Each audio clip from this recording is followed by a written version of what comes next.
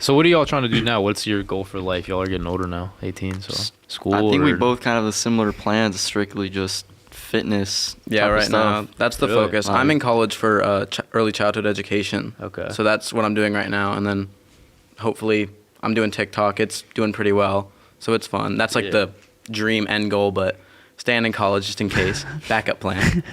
I remember when Joey showed me your TikTok, and I was like, "Whoa, he's kind of built."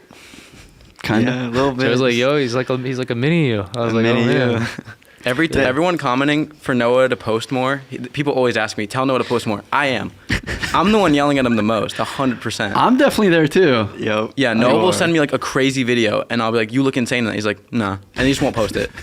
Like It's just I've a made mental battle. Bro, you gotta get. No, bro, yeah. I'm telling you, I go through it too. I'm not gonna lie. Like I've been through it way worse, and like I've gotten better with it now. Cause like once you build that, if you don't want to, you gotta build it around your personality, bro. It's like, cause when you do that or like have a deeper message with it, I always say it's like deeper than lifting weights. So for me, like having the Christian, I'm known as like the Christian fitness content creator, having more substance. So like whether or not the physique may not be on, obviously I want it to be because I like optimizing everything. Even if it's not, I'm still gonna be very popular on social media.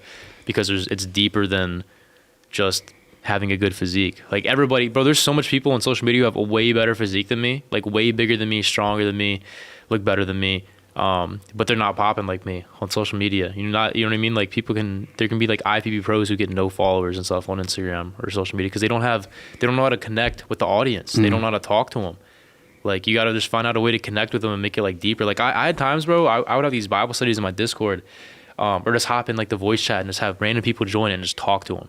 Just like there's kids either ask questions about the faith or just like ask fitness questions. And I'll just spend like 30 minutes to an hour after like a stream or something just to like, cause that's where you connect with them. Or like I used to answer my DMs for an hour a day. I luckily like have someone like Joey will help me a little bit now with it. But I was doing like an hour, sometimes more, just answering DMs just so I could feel like my audience felt connected to me. You know what I mean? Cause then that like makes you feel like, you ever heard of Callum Von Moger? Mm-mm. He's like the Australian Arnold. He was popping. He was gonna like be like the next Arnold pretty much. Him and Seabohm were like the two people in the industry. And then he had like these big injuries. He went off like the edge like crazy. He was my favorite influencer when I was growing up in high school.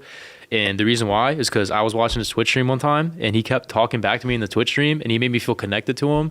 And I bought all his like his merch and I felt like I was like, yeah, this is like the guy because he actually made me feel like he cared about me, which is weird because obviously he doesn't even know who I am. So I try to make sure everybody that follows me can kind of feel that in some way.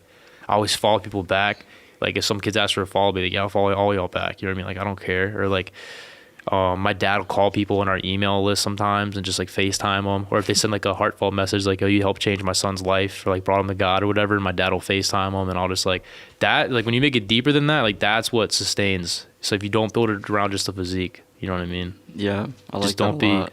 don't overthink it. You just gotta post, bro. Like I just posted on my story today. Like the biggest L in life is like indecision. Like you have to just the biggest thing you do is just make a decision because whether or not you make the right one, you make the right decision, like you're chilling, you're better off. If you make the wrong decision, you're still technically better off because you at least learned that you made the wrong decision. If you just stay where you are, then everybody else is gonna fly past you. You know what I mean? Yeah. So It's a big challenge too to be the content instead of creating the content. Correct. Right? Like that's a real battle. I think kind of why our vlogs popped off is like we were the content.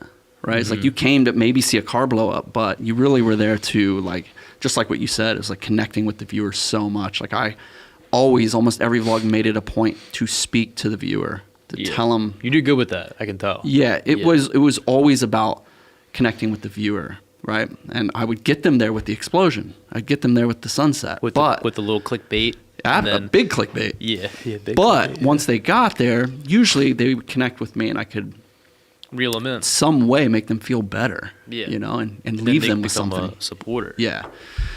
So, like being the content is a challenge nowadays with so much competition. Oh, Like, yeah. Dude, I'm in it early days. Yeah. I'm in it early days. I freaking hate to start now. Like, I've just started a podcast. Bro. That's pretty crazy. Luckily, I have an established viewership. Some of them want to ride with me still. Some of them want the vlog still or the prank still, and they move on. Yeah, But there's so many podcasts now. yeah, I feel like it's the new genre. Long form content. I just happen to really like it. Yeah, it's Like, fun. Yeah, I really think it's fun. It's chill too. But yeah, I was saying the same thing. Like coming up in the fitness industry now, like that's why the twins. I was like, I always would tell me like, do you guys know how lucky you are? Like, not even like they know they're blessed too. They're Christians as well. To come up in the industry that quick, that fast. Now, after all, like COVID was the time to pop. That was when like new people were coming in. That's like how I got in.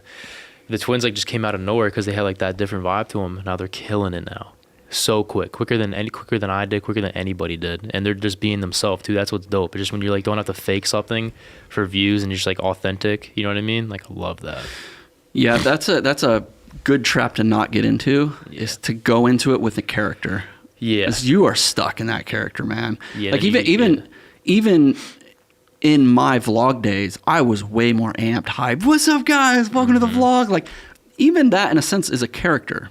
Correct. And it took many years to fall back a little off that character and sit here on this podcast and be me, right? It's a little more chill than the vlogs. A lot more chill some days.